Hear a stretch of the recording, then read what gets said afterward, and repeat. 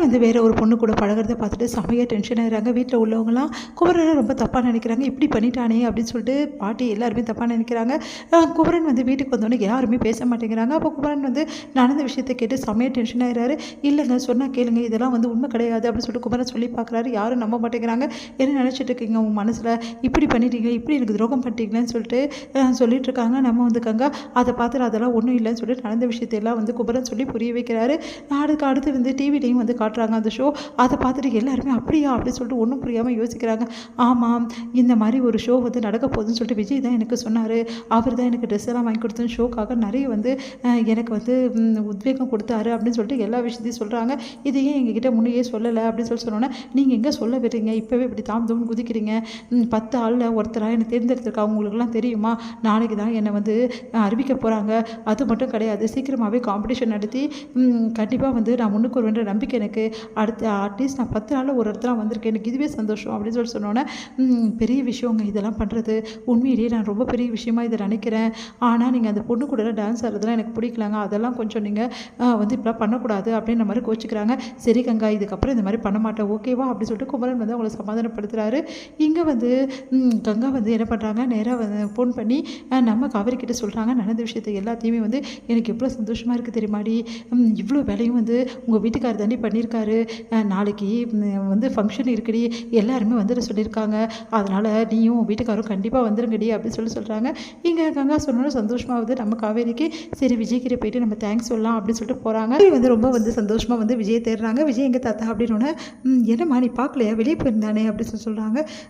எப்போ வருவாருன்னு தெரியலையே அப்படின்னு சொல்லிட்டு ஃபோனை எடுத்து ஃபோன் பண்ணலான்னு சொல்லிட்டு சந்தோஷமாக ஃபோன் எடுக்கிறாங்க. பார்த்தா வெண்டாவோட வந்து டிக்கிறாரு விஜய். அதை பார்த்துட்டு வந்து மனசு கஷ்டப்படுறாங்க காவேரி. உடனே வந்து வாங்க அப்படின்னு சொல்லிட்டு உள்ளே கூப்பிட்டோன்னே, இப்போ எப்படி இருக்குது உங்களுக்கு அப்படின்றாங்க. இப்போ பரவாயில்ல, நல்லா தான் இருக்கா அப்படின்னு சொல்லிட்டு சொன்னோன்னே, ஆனால் கொஞ்ச நாளே வந்து சீக்கிரமாக வந்து குணமாயிடும் டாக்டர் சொல்லிட்டாரு, அதுக்கு வந்து நான் பேசி புரிய வைக்கணும், பழைய நினைவுகளை எடுத்துகிட்டு வரணும்னு சொல்லியிருக்காரு சொல்லிட்டு வெண்ணா பற்றி நிறைய விஷயங்கள் வந்து சொல்லிகிட்டே போகிறாரு. நம்ம வந்து விஜய் அதை பார்த்துட்டு வந்து மனசு வந்து அப்செட் ஆனாலும் வெளியே காட்டிக்காமல் காவேரி வந்து அப்படியா அப்படின்னு சொல்லிட்டு அப்படியே வந்து அங்கேருந்து போகிறாங்க. இதை பார்த்துட்டு வந்து நம்ம தாத்தா வந்து, என்னப்பா நீ சொல்லாமல் கொள்ளாமல் வந்து வெளில கூப்பிட்டு வந்திருக்கேன் அப்படின்னோடனே, இல்லை தாத்தா நானே டிஸ்சார்ஜ் எதிர்பார்க்கல, திடீர்னு வந்து அவங்க சொன்னாங்க, ஓகேங்க இதுக்கப்புறம் வந்து வீட்டில் இருந்து நீங்கள் பேசி தான் எல்லாம் பண்ணணும் அப்படின்னு சொல்லிட்டாங்க தாத்தா. எப்படியும் வந்து நம்ம வெளில கூட்டிகிட்டு வந்து தான் ஆகணும் அப்படின்னு சொல்லிட்டு, வா வெண்ணிலா அப்படின்னு சொல்லிட்டு கூட்டின்னு போயிட்டு, சரி நீ சாப்பிட வெண்ணிலா அப்படின்னு சொல்லிட்டு சாப்பிட வைக்கிறாரு. சரிங்க தாத்தா, வெள்ளாக்கு டேப்லெட்டும் நான் கொடுத்துட்டேன், ஆஃபீஸ்க்கு அர்ஜென்ட்டாக கிளம்பணும் அப்படின்னு சொல்லிட்டு கிளம்பிட்டு இருக்காரு. இல்லைப்பா கொஞ்சம் பேசணும், இருங்க தாத்தா நான் முடிச்சுட்டு வந்து பேசுகிறேன் அப்படின்னு சொல்லிட்டு வேலையெல்லாம் முடிச்சுட்டு வந்துட்டு, சரிங்க தாத்தா சொல்லுங்கள் அப்படின்னோடனே சொல்ல வராரு தாத்தா. அதுக்குள்ளே யாரோ வராங்க. யார் அப்படின்னு சொல்லிட்டு பார்க்கும்போது இங்கே காவேரி வந்து விஜய்கிட்ட நம்ம தேங்க்ஸ் சொல்கிறதுக்கு சொல்லிடலாம் அவருக்கு அப்படின்னு சொல்லிட்டு அவங்களும் வராங்க. பார்த்தா யாரோ வராங்க. யார் அது அப்படின்னு சொல்லும்போது வக்கீல் வராரு. வக்கீல் வந்துட்டோன்னே, வாங்க சார் அப்படின்னு சொல்லிட்டு, தாத்தா ஒரு நிமிஷம், இவர் தான் வந்து நம்ம ப்ராப்பர்ட்டி விஷயமா வந்து வந்திருக்காரு அப்படின்னு. அப்படியா அப்படின்னு சொல்லிட்டு வாங்கன்னு சொல்லிட்டு பேசுகிறாங்க. அப்போ வந்து காவேரி வந்து யாராக இருக்கும், எதுக்காக வக்கீலாக வந்திருக்காங்க அப்படின்னு சொல்லிட்டு யோசிச்சுட்டு இருக்காங்க.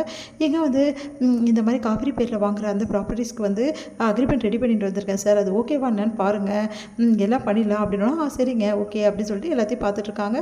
எங்கே வந்து என்னப்பாச்சு அப்படின்னோடனே, அப்புறமா சொல்கிறேன் தாத்தா, ரொம்ப சர்ப்ரைஸ் தான் காவேரிக்கு அப்படின்னு சொல்லிட்டு இருக்காரு. ரொம்ப சந்தோஷம் அப்படின்றாரு. தாத்தாவும் வந்து சர்ப்ரைஸா, அப்போ நான் காவேரி கிட்ட சொல்ல மாட்டேன் அப்படின்னு சொல்லிட்டு இருக்காரு. அடுத்து வந்து இங்கே என்ன பண்ணுறாங்க, இதையெல்லாம் கேட்டுட்டு வந்து செமையாக டென்ஷன் ஆகிடுறாங்க ராகினி. ஓ அப்படியா, இருங்க இதை மாற்றி சொல்கிறேன் அப்படின்னு சொல்லிட்டு காவேரி கிட்ட போயிட்டு இந்த மாதிரி டைவர்ஸ் பற்றி பேசுகிறாங்க, அக்ரிமெண்ட் பற்றி பேசுகிறாங்க அப்படின்லாம் சொல்லி விட்டுறாங்க. அதனால் காவேரி வேறு மாதிரி நினச்சிக்கிறாங்க. விஜய் வந்து நம்மளுக்கு அக்ரிமெண்ட் முடிஞ்சோடனே டைவர்ஸ் பண்ணுறதுக்காக தான் ஃபார்மாலிட்டிஸ் மூவ் பண்ணிகிட்ருக்காரு, நம்மளை டோட்டலாக வேணாம்னு நினச்சிட்டாரா விஜய், அவ்வளோதானா அவருக்கு எனக்குள்ள வாழ்க்கை அப்படின்னு சொல்லிட்டு காவேரியால் தாங்கிக்க முடியாமல் அங்கேருந்து போகிறாங்க.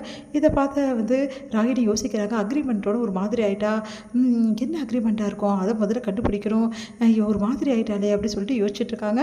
இங்கே வந்து ரொம்ப மனசு கஷ்டத்தோடு அழுதுட்ருக்காங்க நம்ம காவேரி.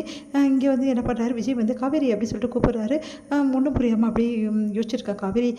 இங்கே பாரு, நம்ம வந்து ஃபங்க்ஷன் போகணும்ல, உங்கள் மாமா ஃபங்க்ஷனுக்கு ரெடியாக நம்ம போயிடலாம், ஓகேவா, நம்ம 2 பேரும் இன்றைக்கி ஃபங்க்ஷன் முடிச்சுட்டு கொஞ்ச நேரம் ஜாலியாக லாங் ட்ரைவ் போயிட்டு வரணும் காவேரி அப்படின்னு சொல்கிறாரு. அதை கேட்டுட்டு ஒன்றும் புரியாமல் யோசிக்கிறாங்க. சரி ரெடியாரு, நான் வரேன் அப்படின்னு சொல்லிட்டு போகிறாரு. இங்கே வந்து என்கிட்ட இப்படி பழகுறாரு, இந்த அளவு அன்போடு பழகுறாரு, அப்புறம் எதுக்காக என்னை டைவர்ஸ் பண்ணணும்னு நினைக்கிறாருன்னு சொல்லிட்டு காவேரி அழறாங்க.